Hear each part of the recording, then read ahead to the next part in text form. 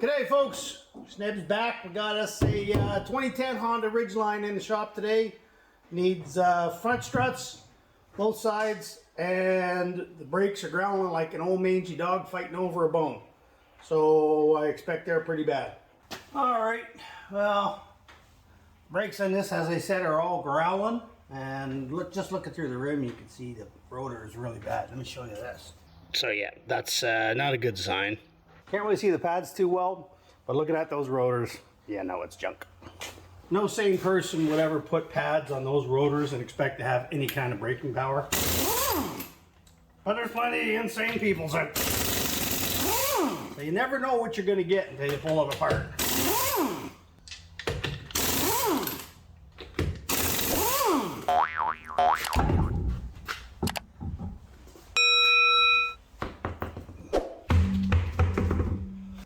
CV axles on this are pretty rusty, but this one boot's missing a clamp. So this was already in for a pre-safety inspection, so the shop has already looked at all the, bushings and grommets and body mounts and things like that. But I guess he got a favorable favorable shop, because I'd be replacing a few of these. There's some chunked out bushings in here. Not my call. We're just gonna put brakes on it because the pads are down to 3/16 of an inch maybe. We'll get them off and have a look. Tiny little brakes for a truck. I get it, it's only a Honda Ridgeline. It's basically an SUV with an open back. Well, let's see how easy this screw comes out. Real good. Looks like these have been well serviced. It's just been a while. And on the back here we got 12mm and a slightly longer wrench. Because these are generally, oh, well, that actually was pretty easy. Now they're just tiny little 12mm head bolts, so I guess I underestimated the ease of which they would come off based on the rust back here. Looks like somebody lives on a dirt road. There's a lot of that clay powdery dirt that you get from dirt roads here. Like he's supposed to be out here, but he's doing homework. Grade 12 exams coming soon. Can't begrudge him having to do a little bit of homework and studying. Okay, 2 little bolts, standard stuff. Yeah, it's a tiny little caliper.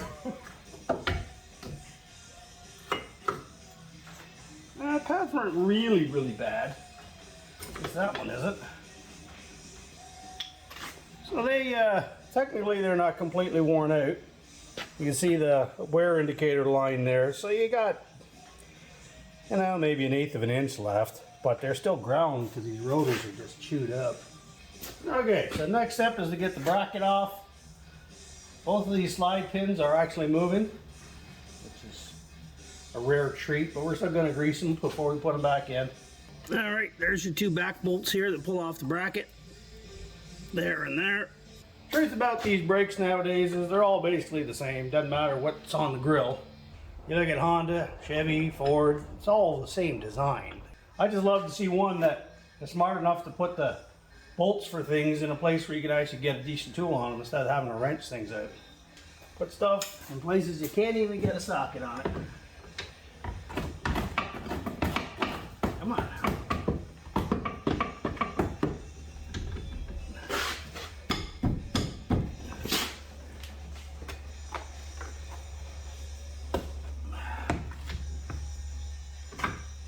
There you go. It's almost like they're trying to drive people insane. And it's working. Okay, there's your bracket that holds your caliper on and your brake pads in place. Obviously, they sit in these slides. You can see the slide pins are working. They're a little stiff, so we're going to pull them out, clean them up, and grease them again, put them back in. You can see there's a little bit of grease in there, so they're not too bad. We'll see how the rest of them go, but those ones just need a little fresh grease, and we'll put them right back in. It's amazing that's such a tiny little caliper, but this giant rotor on here. I've seen 3/4 ton pickups with smaller rear rotors than that. But anyway, you can see there's quite a bit of grooving in there, and in the end there's a thick lip I could mic this, test it, but there's nobody around that turns these anymore. Emergency brake pads are in here. You can see they're in okay shape because it's an automatic and most people don't use the park brakes. Can't beat brand new. These are not the coated ones. The coated ones we're going to take like 3 extra days to get here, so we went with these. You got to make sure you line up the taper hole with where that screw goes. I just put a dab of anti-seize on the threads. You kind of want this one to bind. It is a taper, so it kind of does it for you. So this kit that he bought does not come with new hardware, so we're just going to clean these up the best we can with some brake clean and a rag and put them back in. Fresh grease all over the pins, put them back in, nothing to that. We can go ahead and bolt that bracket back on. Okay, so on the bolts themselves, a little bit of anti-seize, because these are often quite the nightmare.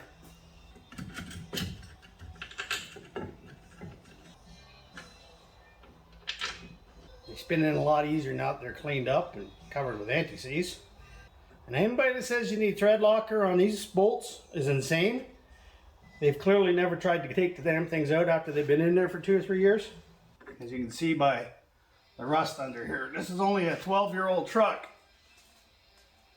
And she's pretty rusty down here. Alrighty. Brake pads. They're almost identical except the inner one has a wear indicator on it. Alright, so the purpose of that is when the pads get worn down to a certain part, the rotor will hit this little steel arm and it'll cause a squeak. That squeak tells you, hey, change your brakes now. Okay, they just slide on into the bracket here. Nothing to that. They should slide freely, like easily. If they're tight, you need to clean up or grind a little bit off. Sometimes the manufacturing process will leave some burrs or whatever coating they put on them. Sometimes it'll make them a little big and they won't slide properly. Not to the point where they're falling out. In that case, you probably need new installation kit, the hardware kit, that little springs to hold it. Now we're going to push that piston back. Okay, that is technically the correct tool. It works really good on these smaller ones, but anything with like a dual piston caliper or some of the bigger trucks, you need a bigger tool. That's where I go C-clamps. Simple as that. Same thing here, just a little dab of anti-seize for us northern climate folk. Okay, so sometimes this pin here, there's your pin under that rubber boot. You can see the end of it's got like a bolt head. All right, the purpose of that is so you can put a wrench on there, because if this is free like it's supposed to be, sometimes when you turn this, those will spin. All right, and the other one obviously is down here. If they do spin, just put a wrench on them. Okay, before this is going to work, you need to actually pump the brake pedal to reset the caliper up against the pads, because right now there's a lot of slack there. So the first time you press that pedal, you got no brakes for the most part. So you got to pump it once or twice just to reset all the brakes. Let's go do the front. Looks like the fronts are worse than the back just by looking through the rim here.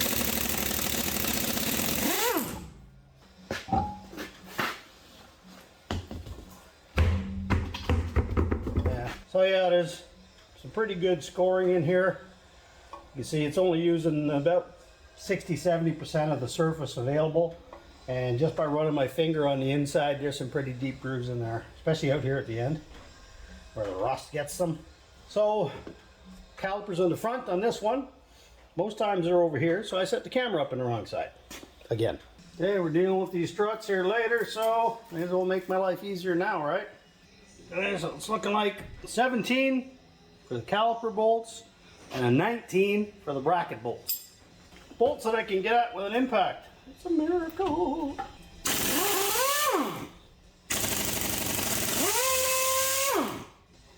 I actually got it without a pry bar. Okay, so this one has a dual piston caliper, and judging at how far those pistons are out, you know you got a lot of wear. And you can see here, there's your outer pad. Same thing as the back. There's about 1/8 of an inch there. Let's see what the inside. The insides are usually the ones that let you know. Oh yeah, we're down to the nitty-gritties there. There's chunks were starting to come off. Okay, we're starting to lose pieces of it around the edges here. So that inner one was definitely growling. And because they're one worn more than the other, a lot of times that'll be a result of pins that are getting stiff. And that bottom one moves, but it's pretty tight. So again, clean, grease, and put them back in. Look at that. We can actually get at these. They should all be like that. So we're going to breaker bar them.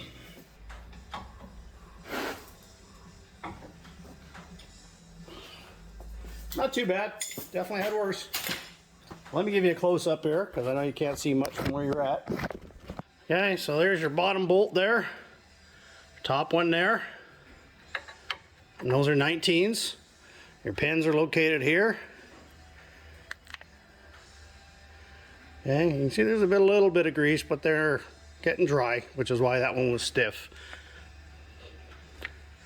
And your top pin.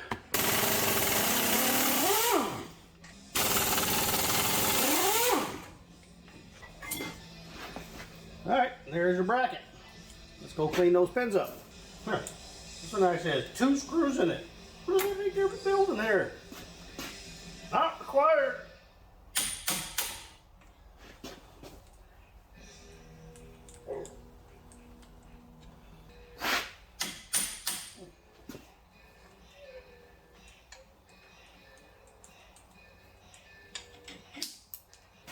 You all ready for this?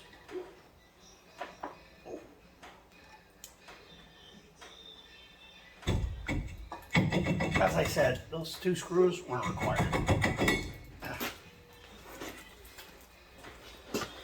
Alright, so there's our inside. You can see there's some pretty deep grooves.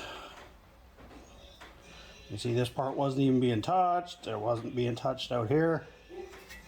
And the outside, not much better. Okay, same thing. There's a whole pile of holes, but you're looking for your 2 tapered ones.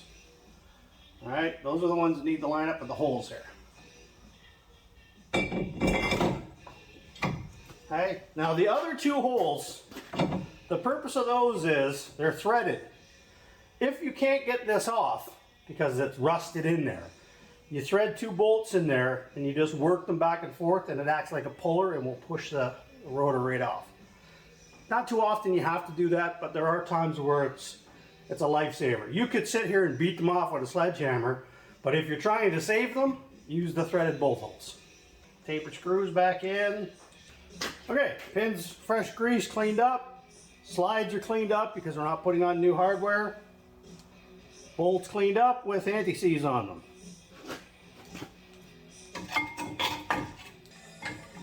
Mosquito wants me some bad.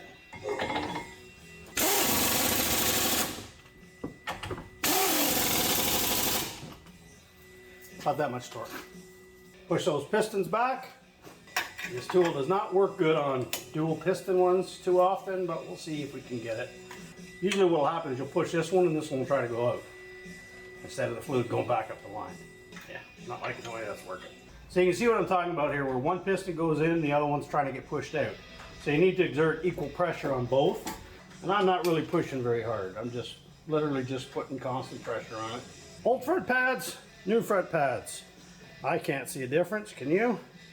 Okay, same thing here. You got a wear indicator on that one. Okay, that's the inner. Okay, so all you gotta do, again, slide it into a retainer like that. Again, should move quite freely on its own. And the outer. Flip your caliper around, make sure your pads don't fall out. Simple as that. 22 years in the infantry, getting eaten by mosquitoes, and nowhere to go to get away from them. You just suck it up. I don't need to do it no more, so I hate bugs. Okay, here's something I want to show you about these Honda calipers. On the housing right here, you can see there's like a little ear. As in the back, remember now those pins would spin sometimes? These will do the same, but that housing is there like that to prevent them from spinning. So there's one on the top, one on the bottom. Super critical you put those in because the pins don't come out properly all the way. They'll bottom out against that little ear and you'll have a gap here. So make sure your pins are lined up with that housing. Okay, with that, our front brakes are now done.